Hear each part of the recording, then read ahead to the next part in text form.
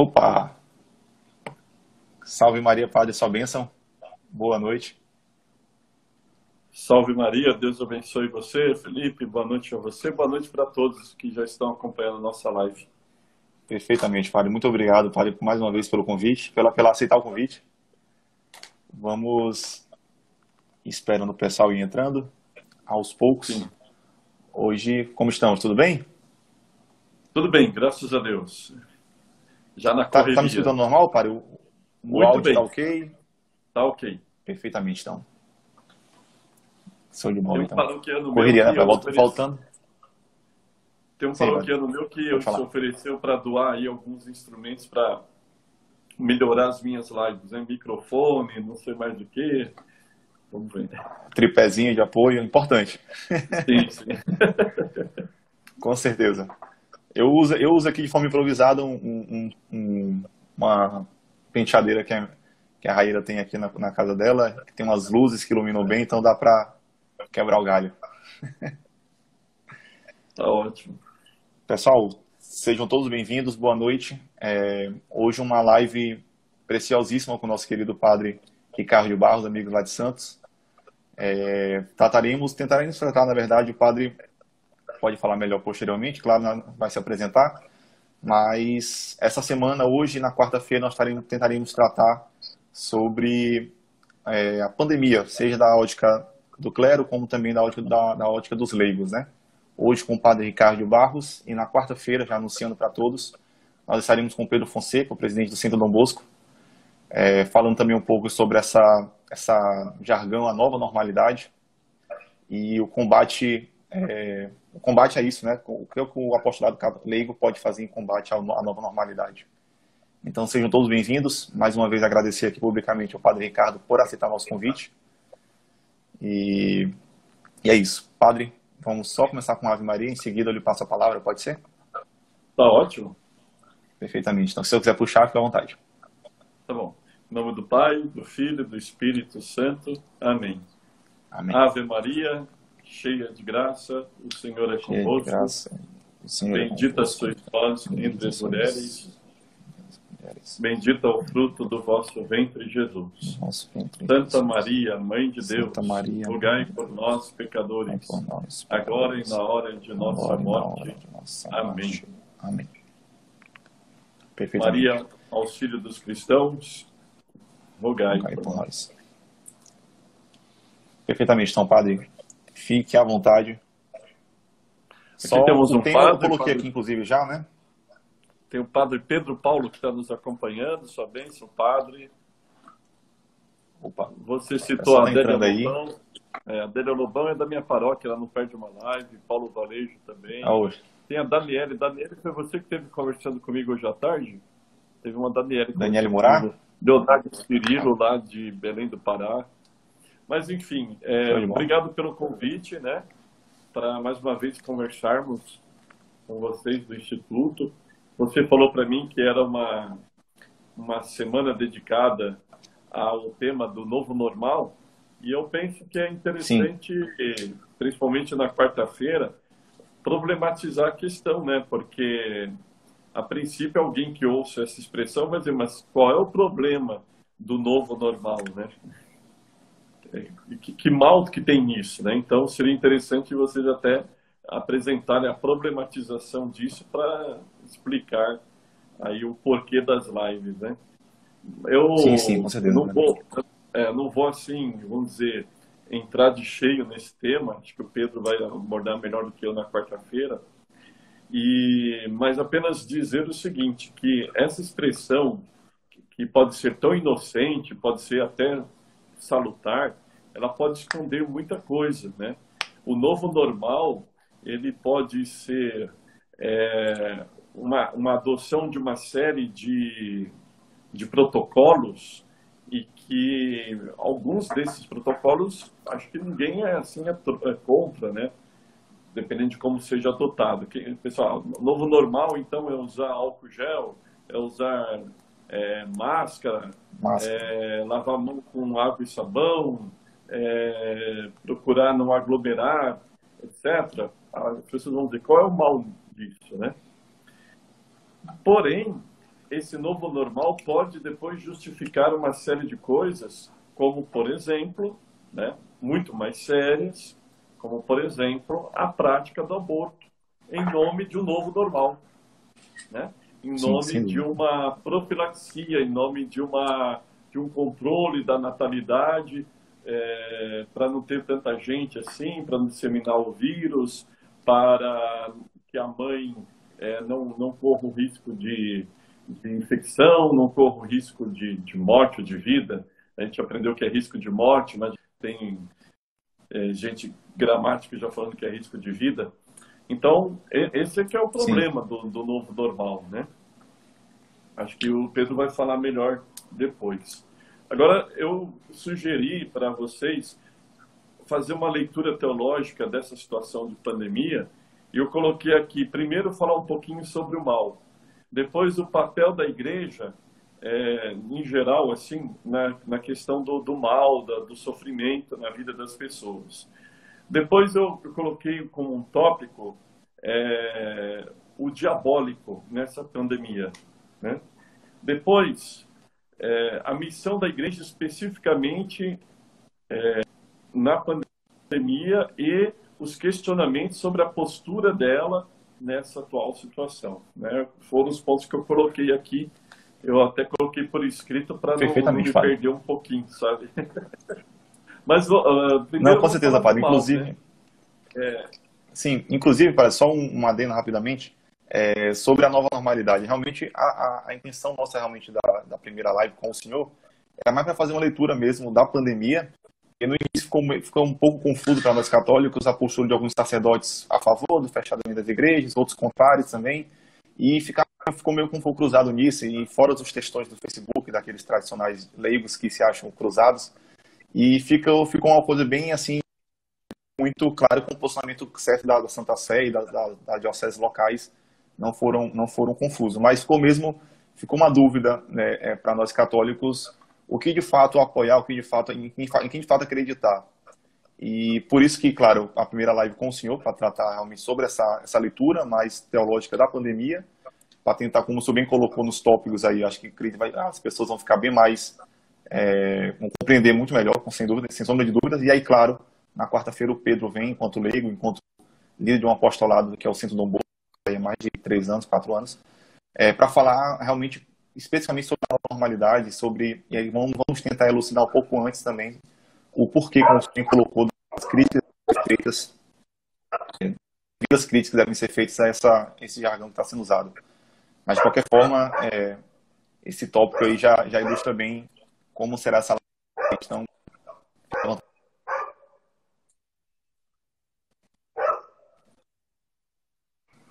Ok. Só para fazer uma observação, Felipe, a sua transmissão de vez em quando não fica muito boa, né? Deixa eu ver aqui Mas então rapidinho. agora melhorou. Pronto, agora foi. Ok, tá bom. Tá ótimo, tá bom. Bom, só para explicar um pouquinho, quando a gente fala de uma leitura teológica, a gente está falando da teologia como uma ciência. A teologia, ela supõe que a pessoa tenha fé, né? Você pode até ter pessoas que façam teologia, façam leituras teológicas e não tenham fé, o que seria algo muito contraditório, mas é possível que ocorra, existe isso.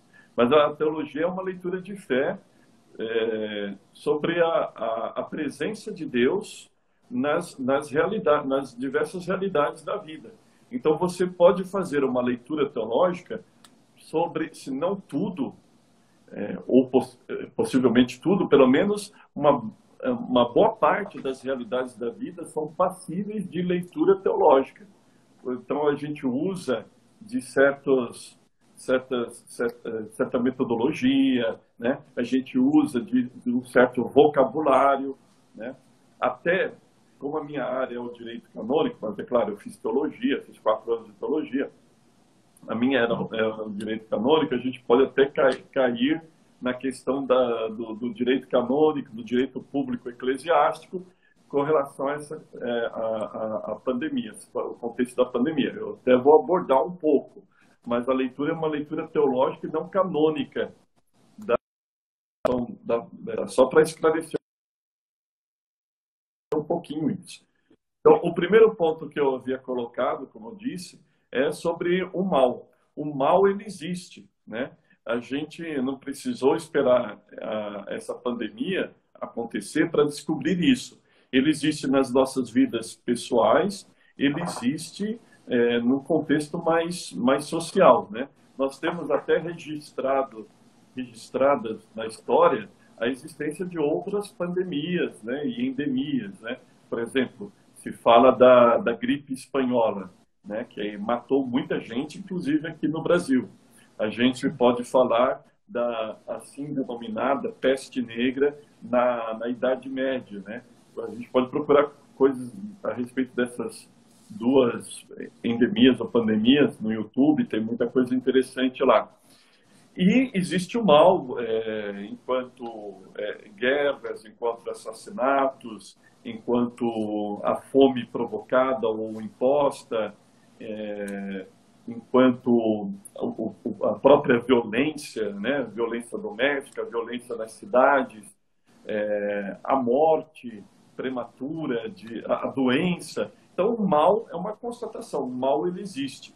Deus criou o mundo, né? Deus criou tudo, viu que era bom. No entanto, pela ação demoníaca, nós temos o mal, né? Se nós formos lembrar aqui a parábola do joio e do trigo, nós vamos ver que nosso Senhor Jesus Cristo, ele fala que o maligno, ele colocou o joio na madrugada, né, na noite, quando todos estavam dormindo, misturado com o trigo, né? Então nós vemos aí muito claro na parábola do joio e do trigo que existe no mundo a ação de Deus, né? Que existe no mundo a ação do homem e existe no mundo a ação do maligno, né? Então, o mal, que acaba sendo, isso é um mistério, acaba sendo permitido por Deus, ele, claro, não vem de Deus, é uma permissão de Deus, né? Mas ele vem do maligno. E nós constatamos que o mal existe no mundo, existe nas nossas vidas pessoais, em forma de precariedade, né? Em forma de provisoriedade, em forma de doenças, em forma da morte, em forma da fome, né?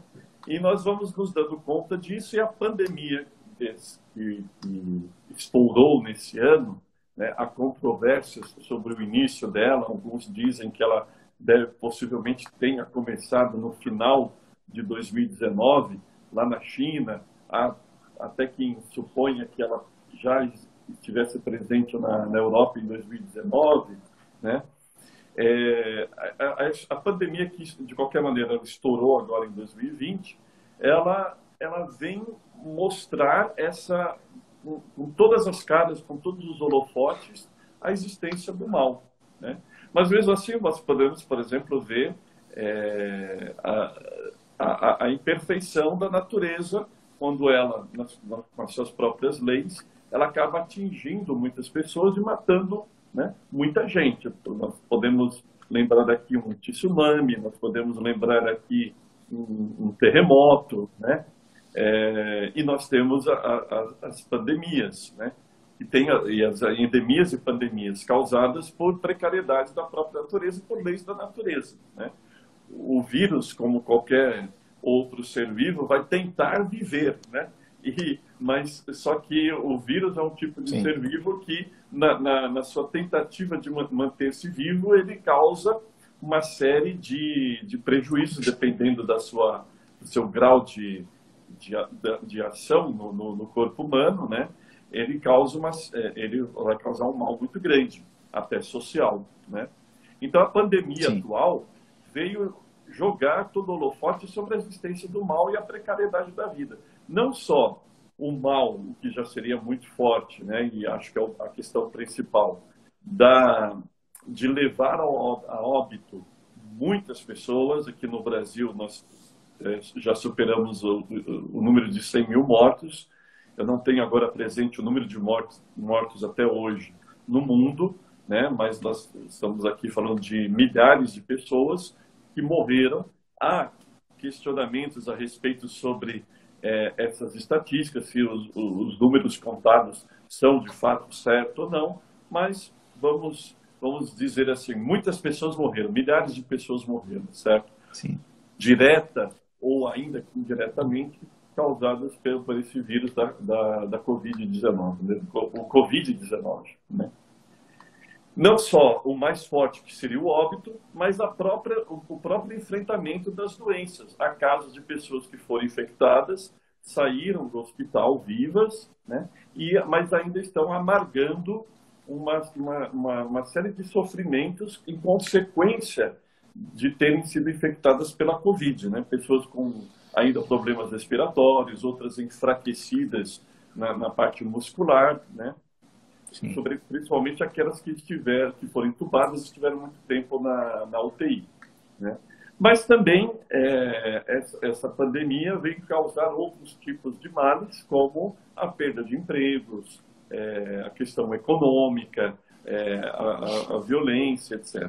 Então, nós estamos tendo que lidar uma sociedade, sobretudo uma sociedade do bem-estar, uma sociedade em que o dinheiro fala mais forte, uma sociedade em que não admite lidar com a morte, nem que se fale sobre a morte, teve que lidar com uma pandemia que levou e está levando a óbito muitas pessoas, está causando, né, mudança social, pelo menos durante a quarentena se causou essa mudança social, pessoas ficaram isoladas. Nós temos aqui relatos de pessoas, por exemplo, que disseram: os meus filhos, os meus netos passavam lá da calçada, eles davam um chau para mim. Eu conheço pessoas aqui de Santos ou de outros lugares que me falaram isso, davam um chau para mim, eu os via há 2 meses, há 3 meses que eu os vejo somente da janela, ou falo com eles por telefone, né?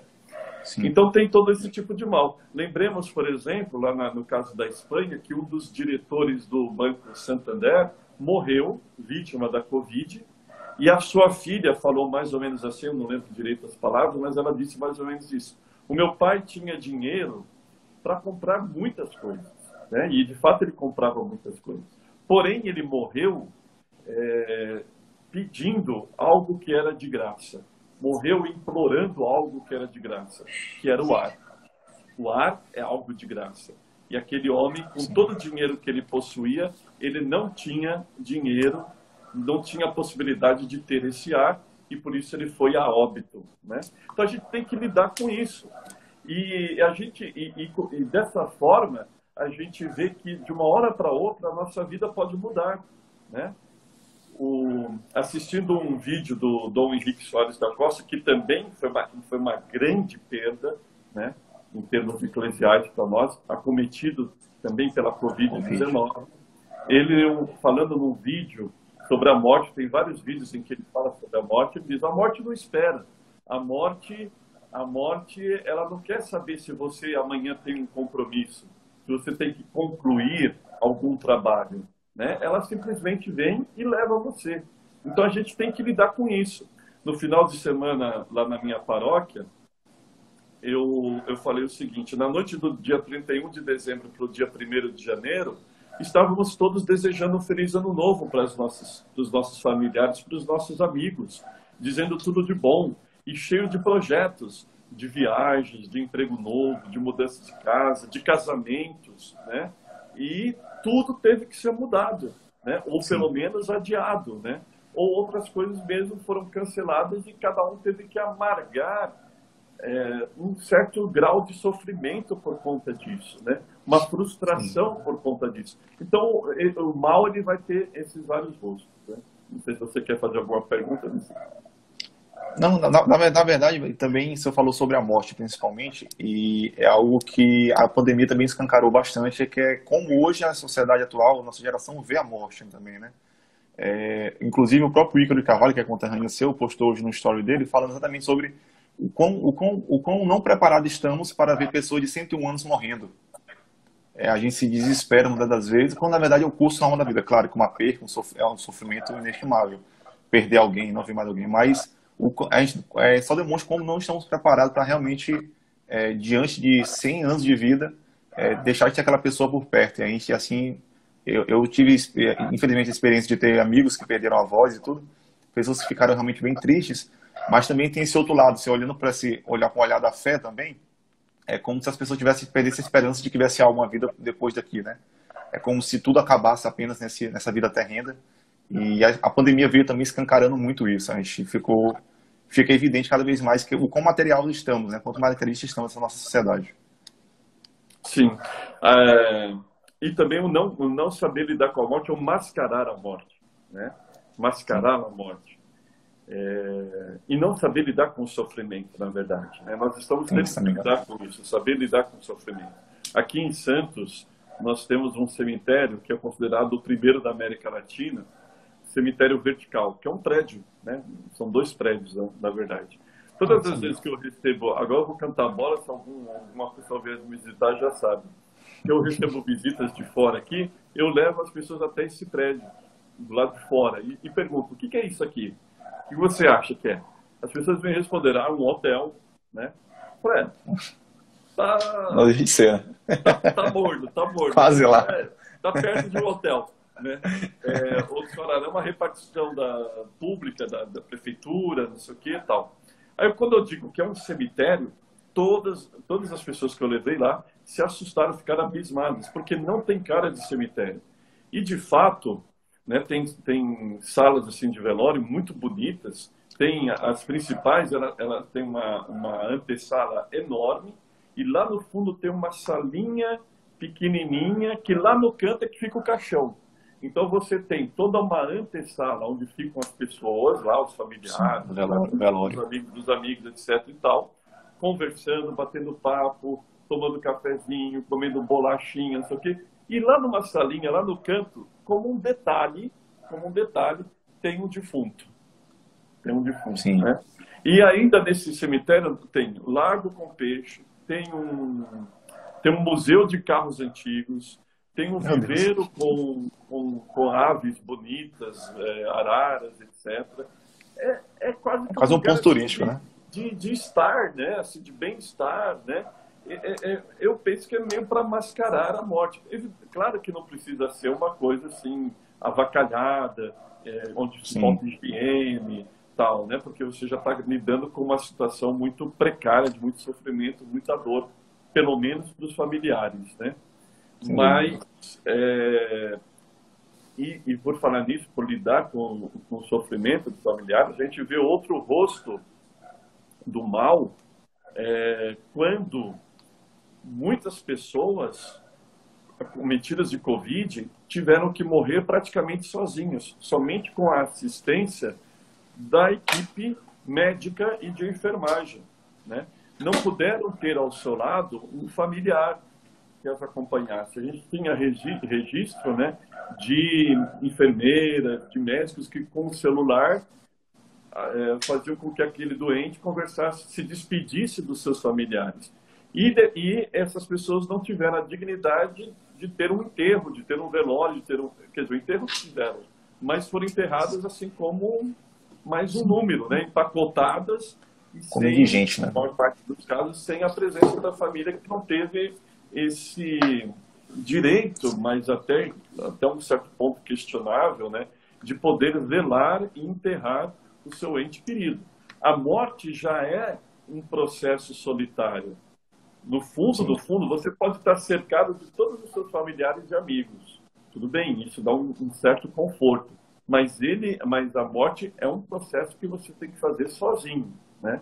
E se você não tem a presença, você não pode se despedir dos seus familiares e dos seus amigos, isso é muito forte. Então o mal está presente, né? A vida não é cor-de-rosa. A vida não é um mar de rosas. Opa, a vida não é...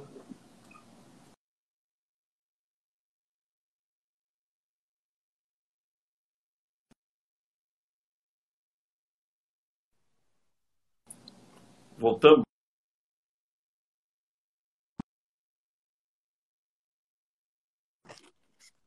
Voltou? Acho que voltou. Voltamos. Bom, agora eu vou passar queda. um outro ponto aqui que eu pensei, para a gente não se alongar muito aqui. sobre o papel da igreja com Sim. relação à caridade. A igreja sempre teve um papel de caridade, sempre. Hoje nós estamos celebrando a memória de São Lourenço, diácono, e os diáconos surgiram como aqueles que deveriam levar à frente a assistência às viúvas, os órfãos, né, os enfermos. Então a igreja sempre teve esse papel de diaconia, de serviço da caridade. Muitos hospitais surgiram na igreja. As Santas Casas de Misericórdia surgiram como sendo católicas, né? Nós temos aqui várias casas de hospedagem para pessoas peregrinas, principalmente na Terra Santa, na Idade Média, que peregrinos da Europa que iam para a Terra Santa encontravam casas de hospedagem feitas pelas ordens militares católicas, né? Nós temos vários orfanatos, nós temos casas de repouso, nós temos o atendimento a aidéticos, como se diz, tem uma pesquisa que diz que a maior instituição de assistência a pessoas soropositivas, né, de HIV é a Igreja Católica, principalmente na África. Sim. Ela tem uma presença muito forte lá de caridade. Então, a Igreja sempre teve esse papel na sua existência. É o rosto, que eu digo, o rosto samaritano da Igreja. A gente pega a parábola do bom samaritano, que parou para acudir aquele homem que estava caído, que tinha sido assaltado e machucado. A igreja sempre teve esse papel de parar, né, e cuidar dos caídos, que sejam as viúvas, que sejam os leprosos, que sejam os órfãos, que sejam os pobres, que sejam os doentes de um modo geral, né? A igreja sempre teve isso desde o início. Nós temos a história de vários santos e santas que têm as suas biografias associadas a essa dimensão da caridade, a dimensão caritativa da fé, né? Pensemos, por exemplo, no São Vicente de Paulo.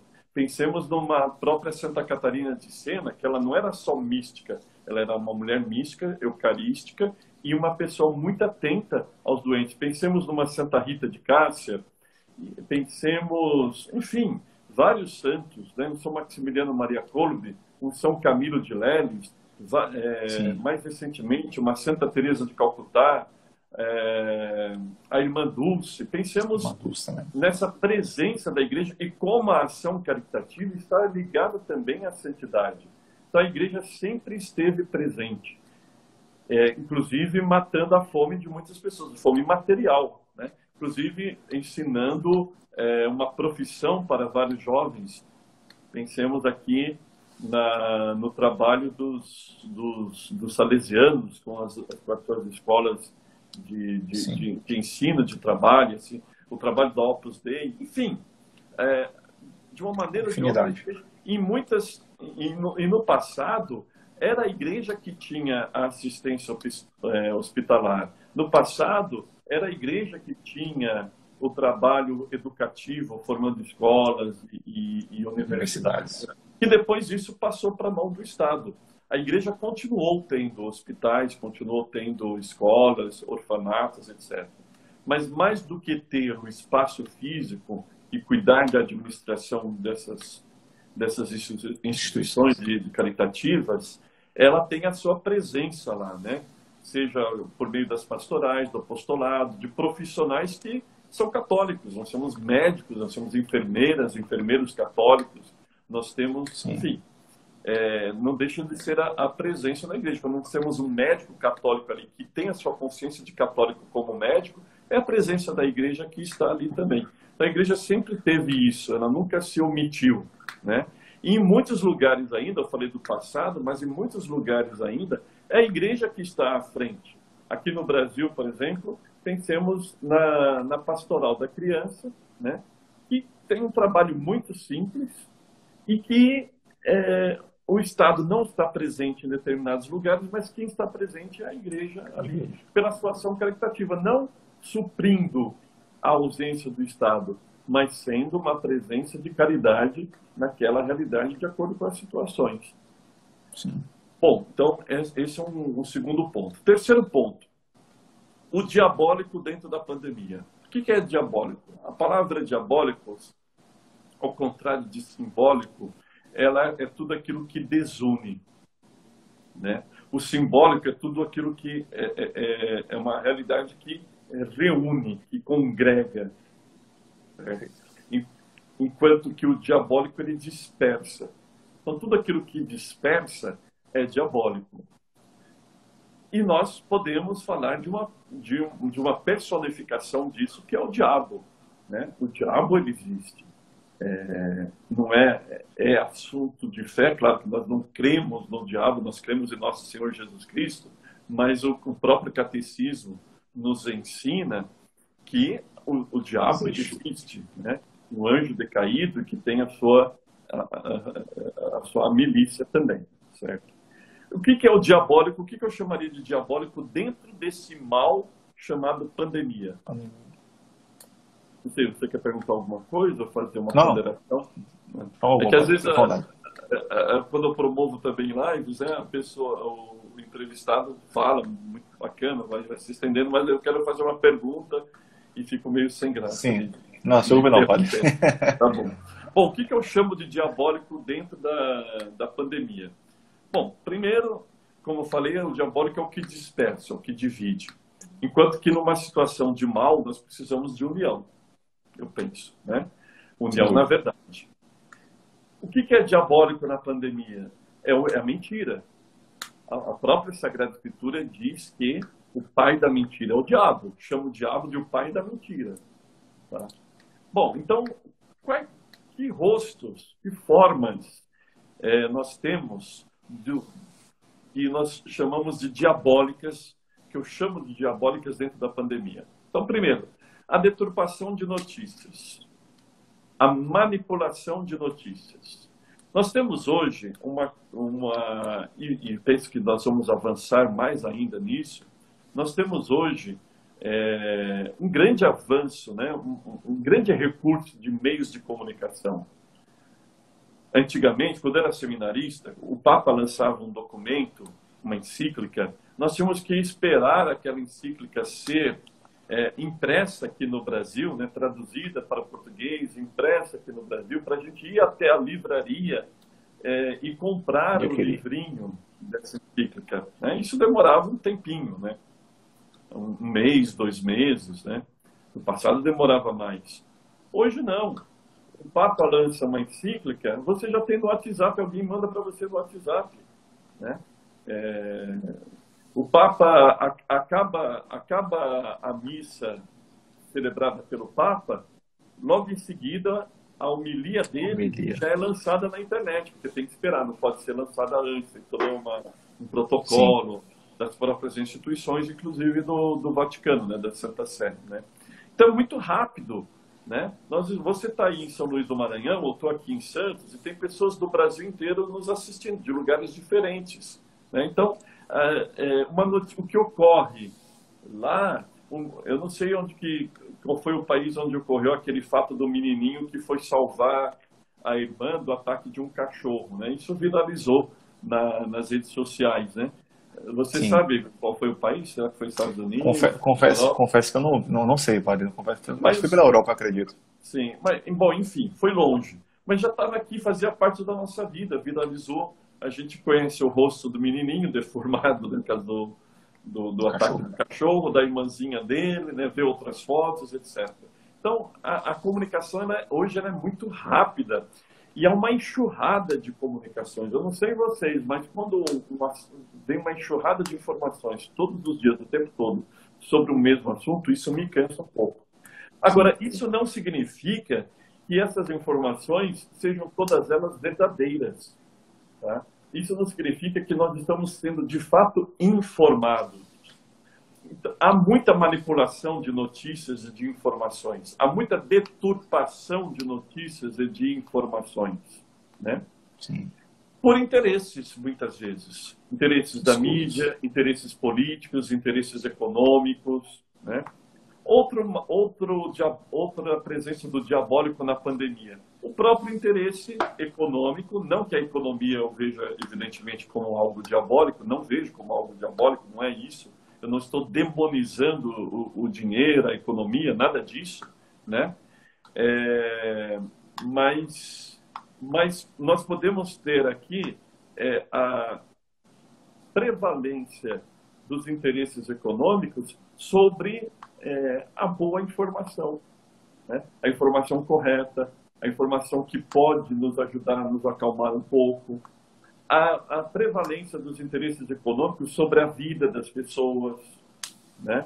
Há uma discussão aí a respeito do uso de determinados tipos de medicamentos, não próprios, assim, não diretamente, que não se descobriu ainda um ou alguns medicamentos que possam levar à cura de pessoas infectadas pela Covid, né?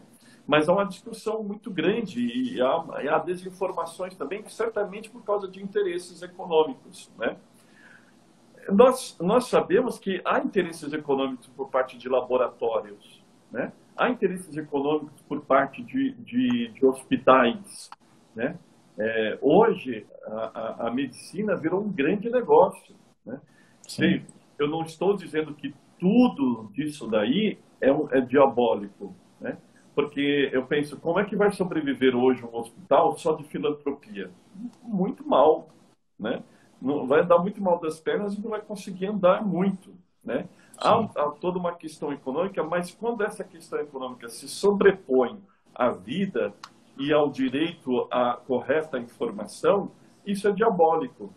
Outros interesses também, que são os interesses políticos.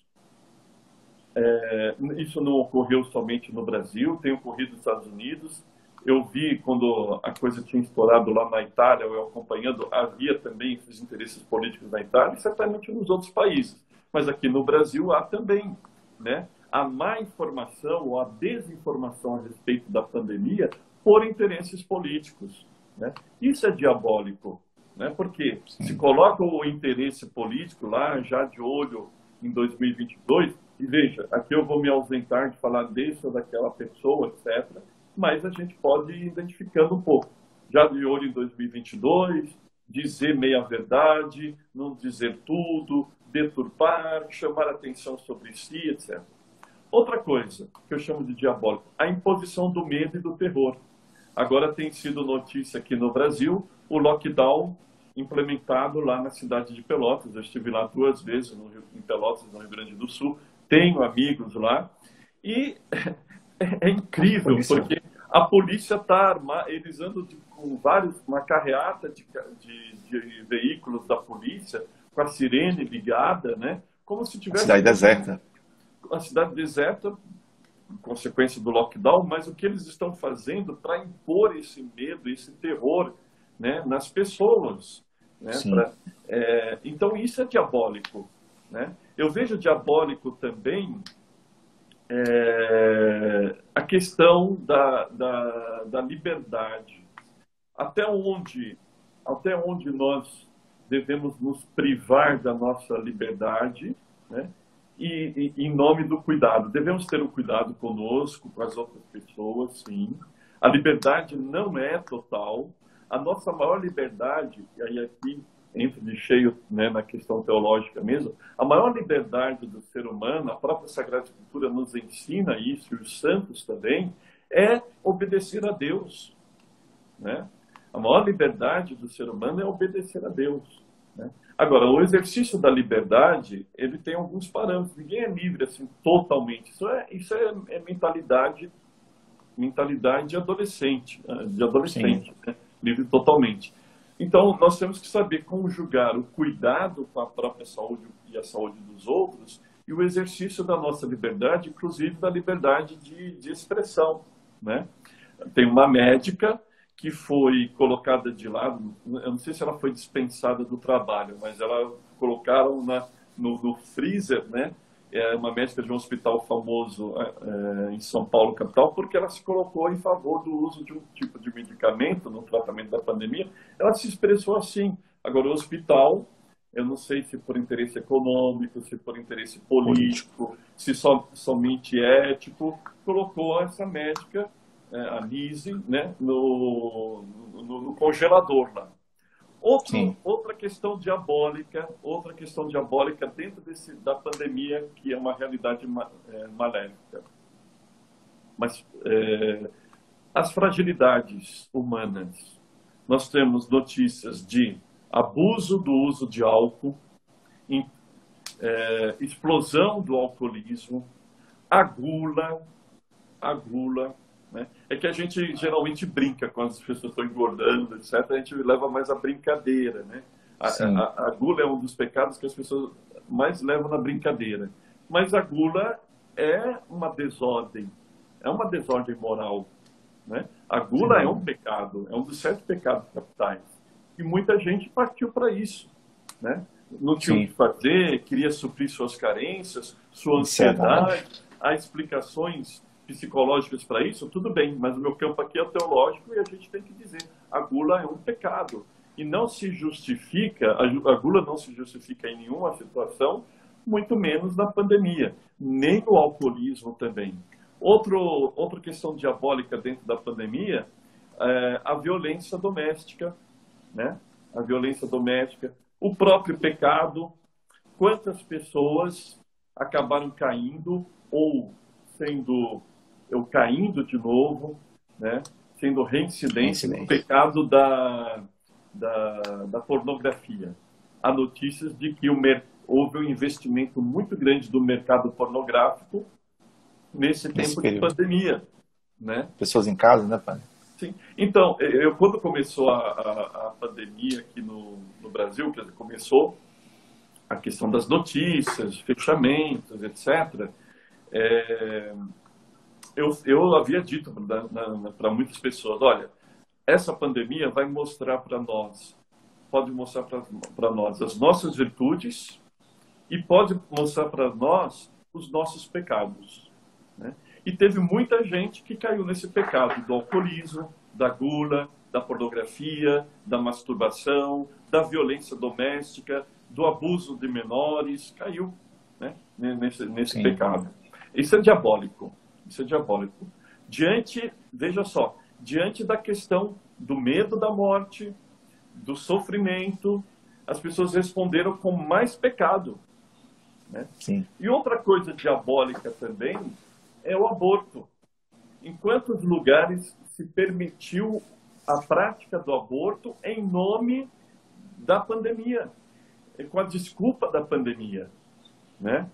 E poucas pessoas, inclusive, a gente faz um meia-culpa aqui, a igreja levantou a voz. Claro, eu vi muitos leigos, alguns institutos, alguns centros culturais aqui no Brasil levantando a voz, né? Mas acho que faltou, por parte da igreja institucional, faltou esse funcionamento levantar claro. a voz contra a prática do aborto, que estava entrando, né, e vão procurar fazer com que a coisa passe mesmo em nome da pandemia. Isso é diabólico.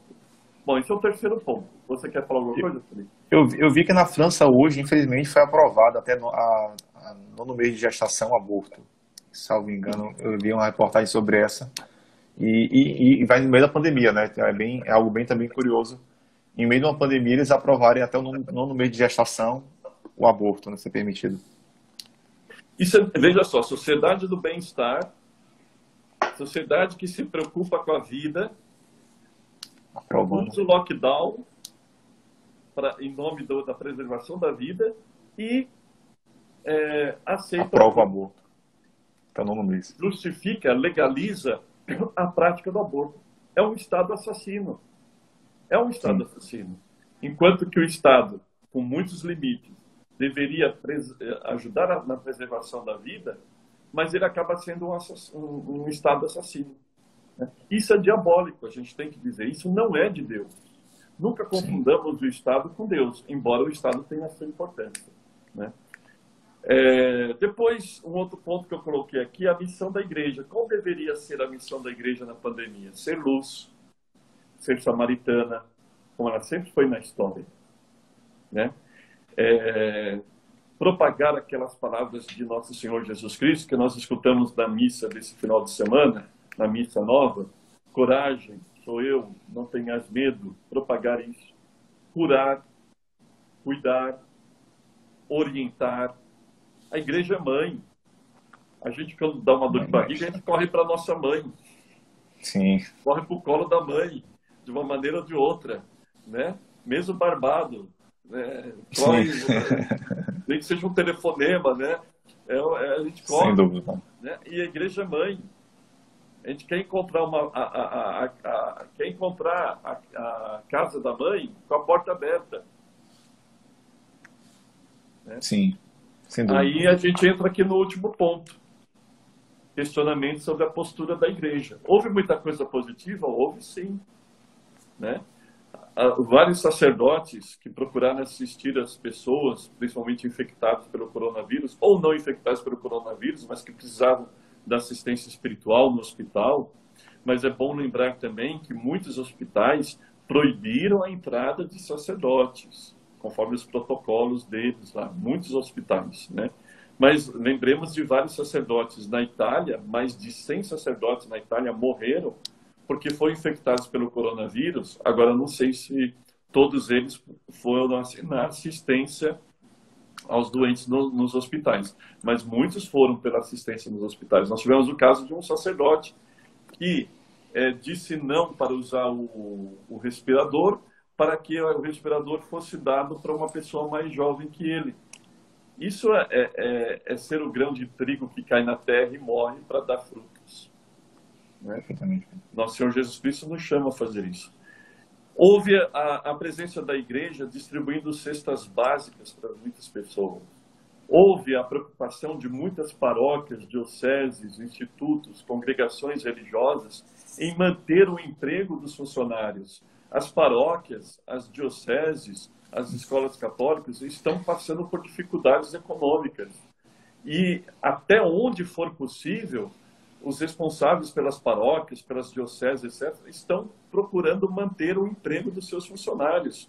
Porque não é só o emprego daquela pessoa, é a sua família também. A sustento. Né? Com a ajuda, evidentemente, dos paroquianos, né? dos dizimistas, etc. Mas é uma ajuda da igreja. É uma ajuda da igreja. Né? Agora, no aspecto questionável, assim, negativo, mas muito controverso, eu diria melhor ainda, é o seguinte: será que nós deveríamos ter fechado as portas da igreja? Agora, quem tem o poder para dizer que a igreja deve fechar as suas portas?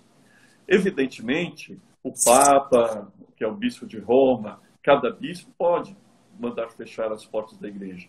Isso não tem dúvidas, não há dúvidas. Mas o Estado tem esse poder?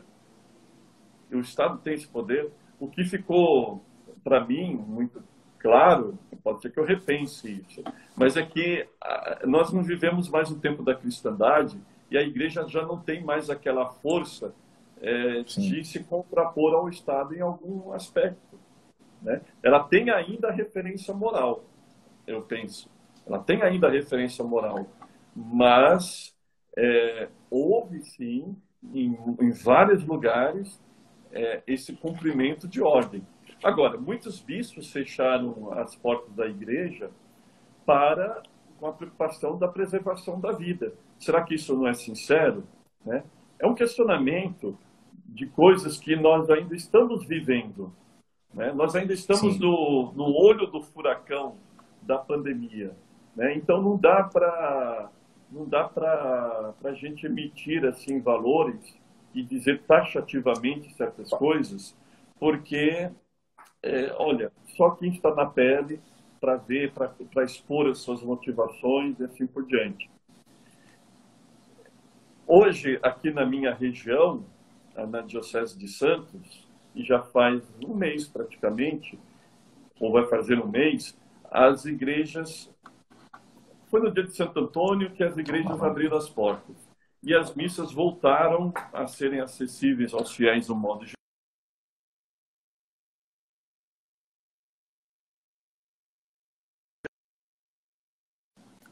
Opa! Está dando aqui uma... voltamos, né? Vai fazer um mês que as missas passaram a ser as missas e o sacramento da confissão, né? Voltaram a ser acessíveis aos fiéis, certo? Eu me pergunto, hoje como está? Não poderia ter sido assim desde o início? Sim. É um questionamento que fica. Depois, se supermercados e outros comércios poderiam estar abertos, como de fato estavam, né? As pessoas saíam, iam às feiras livres, iam aos supermercados, por que não poderiam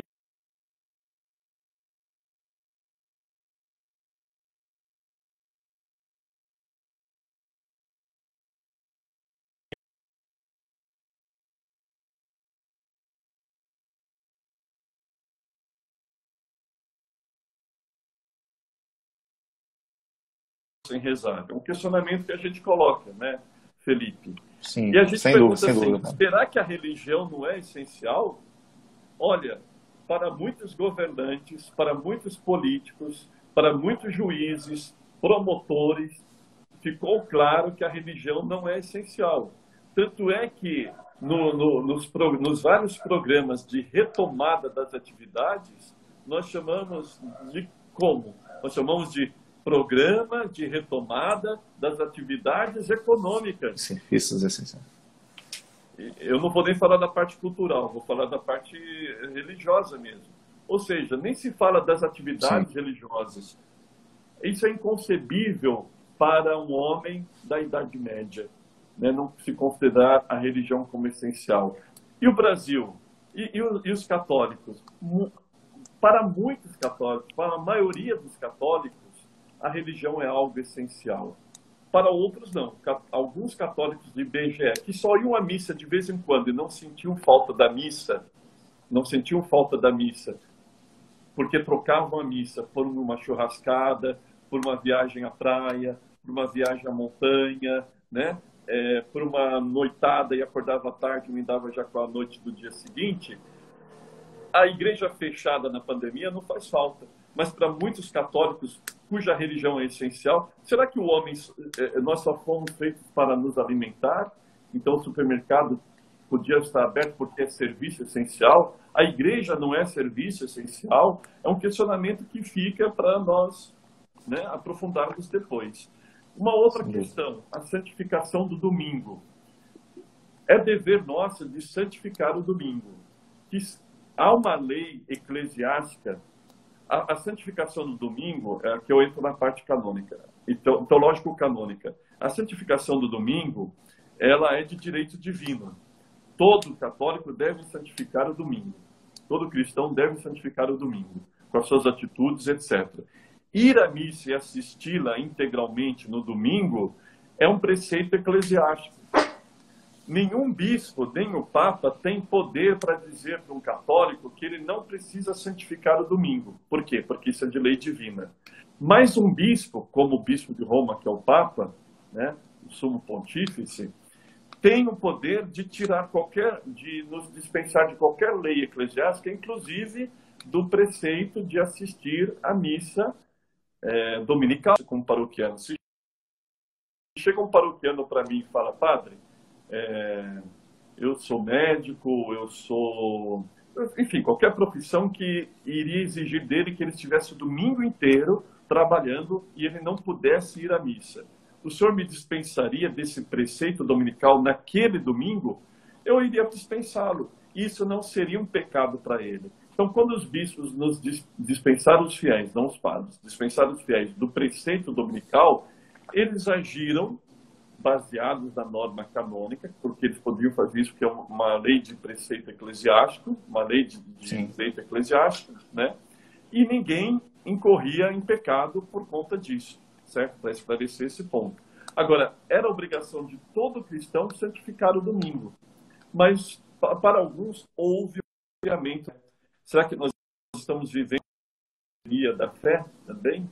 Né? Outros houve um reavivamento da fé, porque puderam tirar e ainda estão tirando um bem de um mal, né? Como muitos santos nos ensinam a tirar um bem do mal. Rapidamente, padre, deu um probleminha técnico aqui. Sim, padre, perfeitamente. Deu uma travada rapidamente, mas já restabeleceu a conexão. Bom, isso é o que eu tinha para refletir aqui. Perfeitamente. Padre, só um último detalhe sobre as Santas Missas, também é algo curioso, que muitos acabam optando pela Santa Missa de forma online, né, achando que, mesmo com o retorno gradativo das Santas Missas, que se pode ainda permanecer bom esclarecimento também, das transmissões via internet, via televisão, achando que também se cumpre um preceito, não necessariamente não presencialmente na missa, apenas assistindo pela televisão, sendo que foi aberta essa exceção só durante a pandemia, né, vamos assim dizer. Como o senhor mesmo colocou, uma das formas de santificação do domingo também é assistir a Santa Missa pela internet, né? E outras práticas católicas. Estão avisando Porém, aqui, também... Felipe. Estão avisando Oi. que nós temos 2 minutos. Se você quiser encerrar a live para não perdê-la, Sim, perfeito. eu posso ficar mais 10 minutinhos só, porque depois eu tenho que fazer um sanduíche aqui para matar a minha fome. Então, nós vamos encerrar isso aqui, e aí só volta na hora para finalizar e só dar a bênção final e tudo certo. Tá bom. Tá bom? Obrigado, padre. Vou deixar mais já.